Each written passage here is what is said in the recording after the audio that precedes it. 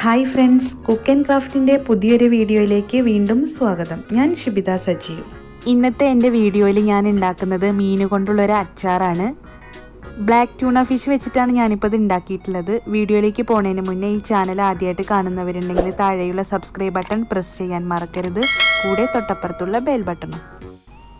ആദ്യം തന്നെ ഞാൻ മീനൊന്ന് ചതുര കഷ്ണങ്ങളാക്കിയിട്ട് കട്ട് ചെയ്ത് വെച്ചിട്ടുണ്ട്. ഇനി ഇതിലേക്ക് 1 ടീസ്പൂൺ മഞ്ഞൾപ്പൊടി ചേർത്ത് കൊടുക്കാം. അതിൻ്റെ കൂടെ 1 ടീസ്പൂൺ കാശ്മീരി മുളക് പൊടി, പിന്നെ ഇതിലേക്ക് 1 ടീസ്പൂൺ കുരുമുളക് പൊടിയും ആവശ്യത്തിനുള്ള ഉപ്പും കൂടെ ചേർത്തതിന് ശേഷം ഒന്ന് മിക്സാക്കി വെക്കുകയാണ്. ഒരു 15 മിനിറ്റ് നേരം നമുക്കിതിങ്ങനെ വെക്കാം. അതിനുശേഷം ഫ്രൈ ചെയ്തെടുക്കാനുള്ളതാണ്.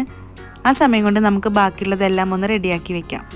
ഇതിലേക്ക് ഞാൻ കുറച്ച് പച്ചമുളക് എടുത്തിട്ടുണ്ട്. പിന്നെ വേണ്ടത് വെളുത്തുള്ളിയാണ്. അത് നീളത്തിലാണ് അരിഞ്ഞിട്ടുള്ളത്. പിന്നെ കുറച്ച് ഇഞ്ചി എടുത്തിട്ടുണ്ട്. അത് നമുക്ക് ചതുര കഷ്ണങ്ങളായിട്ട് അരിഞ്ഞ് വെക്കാം.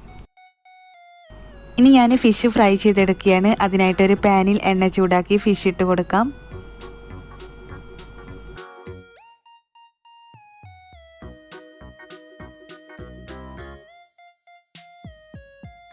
ഒരു സൈഡ് ആയതിനു ശേഷം നമുക്കിത് മറിച്ചിട്ട് കൊടുത്ത് ഫ്രൈ ചെയ്തെടുക്കാം. ഇനി ഞാൻ ഇതിലേക്ക് കുറച്ച് കറിവേപ്പില ഇട്ട് കൊടുക്കുകയാണ്.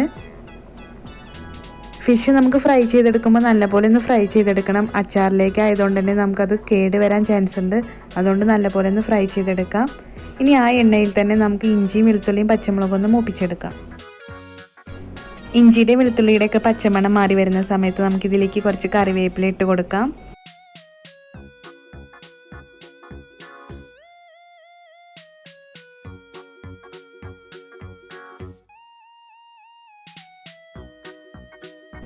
ഇനി ഞാൻ 2 ടീസ്പൂൺ കാശ്മീരി മുളക് പൊടി ചേർത്ത് കൊടുക്കുകയാണ്. എന്നിട്ട് എണ്ണയിൽ നല്ലതുപോലെ ഒന്ന് മൂപ്പിച്ചെടുക്കാം.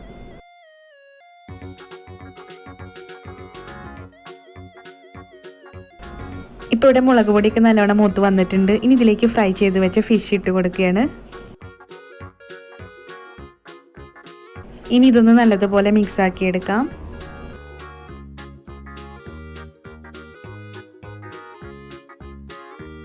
ഇനി ഇതിലേക്ക് ആവശ്യത്തിനുള്ള ഉപ്പ് ചേർത്ത് കൊടുക്കാം. അതിനുശേഷം കുറച്ച് വിനാഗിരിയും കൂടെ ചേർത്ത് കൊടുക്കുകയാണ്. എന്നിട്ട് നല്ലതുപോലെ ഒന്ന് മിക്സ് ആക്കിയെടുക്കാം.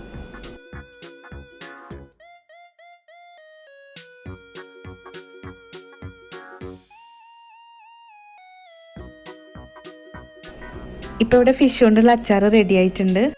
നോണൊന്നും ഇല്ലാത്ത സമയത്ത് നമുക്ക് നല്ലൊരു ഡിഷായിട്ട് ചോറിൻ്റെ കൂടെയൊക്കെ കഴിക്കാം. എന്തായാലും ഇത് വീട്ടിലൊന്ന് ഉണ്ടാക്കി നോക്കിയിട്ട് അഭിപ്രായം അറിയിക്കാൻ മറക്കരുത്. ഒപ്പം ഷെയർ ചെയ്യാനും മറക്കരുത്.